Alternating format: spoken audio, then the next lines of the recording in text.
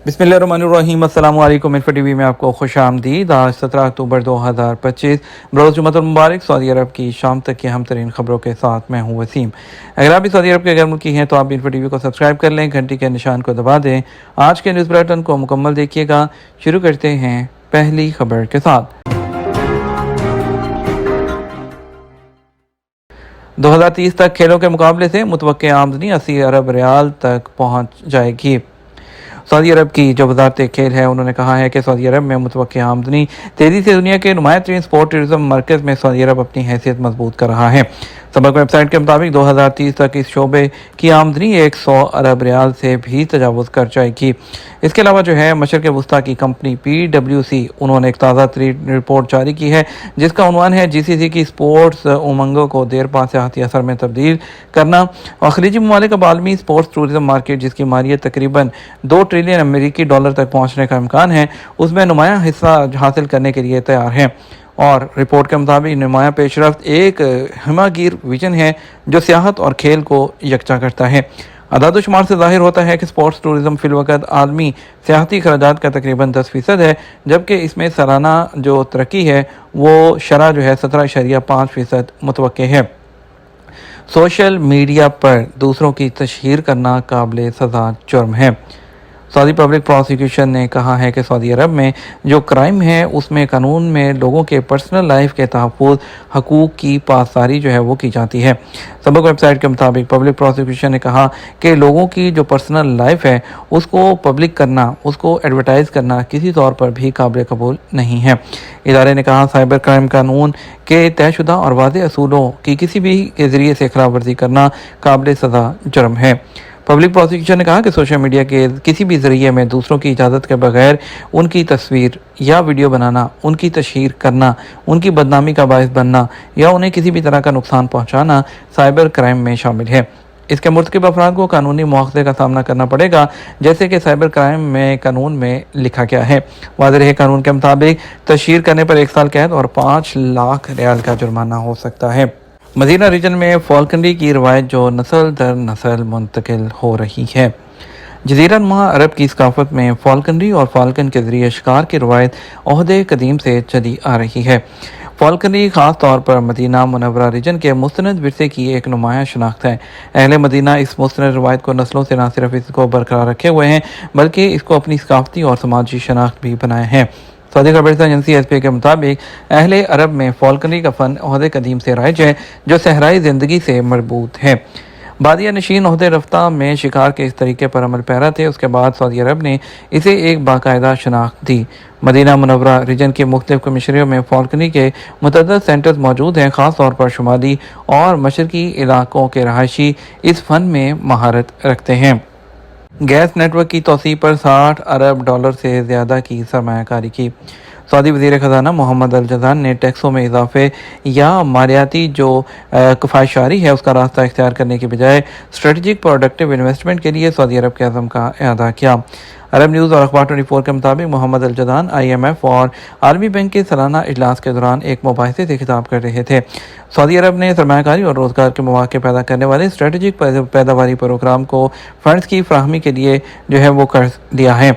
उन्होंने कहा मुआशत पर टैक्स के बोझ को बढ़ाने का कोई इरादा नहीं है। सऊदी अरब का मकसद इकॉनमी के मजमूई साइज़ को बढ़ाना है ताकि तरक्की के ज़रिए मज़ीद आमदनी हासिल की जा सके। उनका कहना था नॉन ऑयल सरगर्मियाँ 2025 की पहली छमाही में 4.8% बढ़ी हैं। नॉन ऑयल रेवेन्यू ने सऊदी अरब की मजमूई कौमी पैदावार में निस्फ से ज़्यादा हिस्सा जो है वो डाला है। दमाम एयरपोर्ट के स्ट्रेटजिक मंसूबों के लिए 500 मिलियन रियाल के मुआहदे। दमाम एयरपोर्ट्स अथॉरिटी ने रीजन के एयरपोर्ट के स्ट्रेटजिक मंसूबों के लिए 500 मिलियन रियाल के मंसूबों पर जो है वो एग्रीमेंट किए हैं और साइन किए हैं। अखबार 24 के मुताबिक तरक्याती अमूर के तहत फ़ज़ाई मुसाफरों को फराहम की जाने वाली खिदमात के मेयार को बेहतर बनाने के लिए डिजिटल सर्विसेज में इजाफा किया जाएगा। एग्रीमेंट पर दस्तखत के मौके पर सिविल एविएशन अथॉरिटी के चेयरमैन भी मौजूद थे।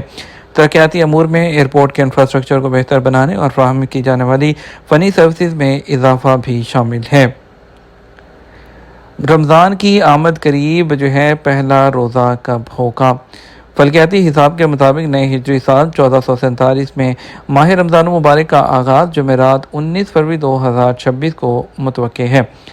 فلکیاتی اماراتی انجمن کے سربراہ ابراہیم جزوان کے مطابق رمضان 1447 ہجری کا چاند منگل 17 فروری کو شام 4:01 پر پیدا ہوگا جو سعودی عرب کے وقت کے مطابق 3:01 بنتا ہے۔ سورج غروب ہونے کے تقریباً 1 منٹ بعد ہی چاند غائب ہو جائے گا۔ اس طرح غروب آفتاب کے وقت اس کی عمر صرف 2 گھنٹے 12 منٹ ہوگی، لہذا اس شام چاند نظر آنے کا امکان بہت کم ہے۔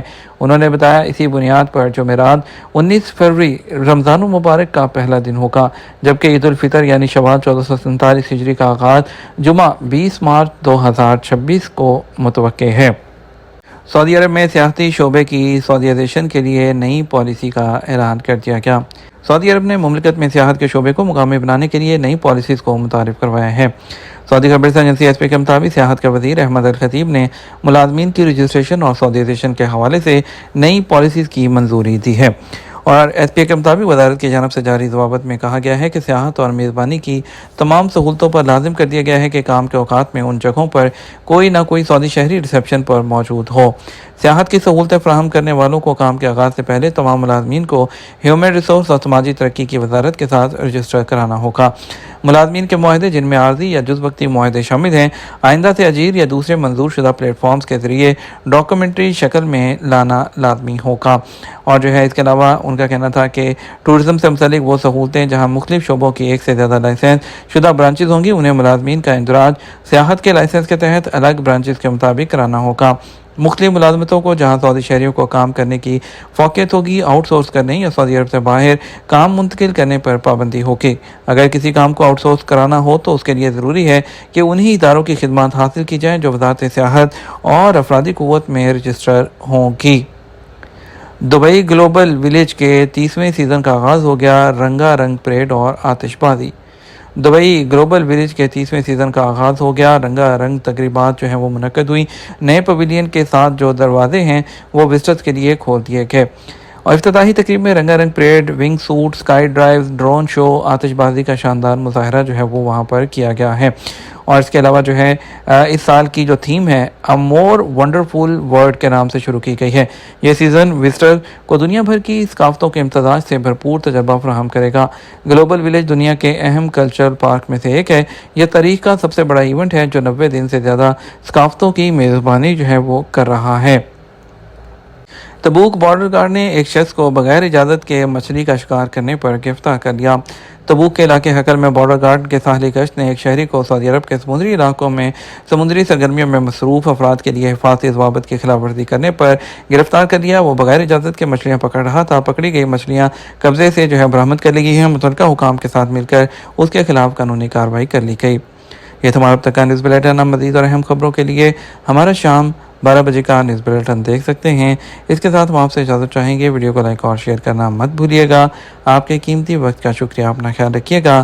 السلام علیکم۔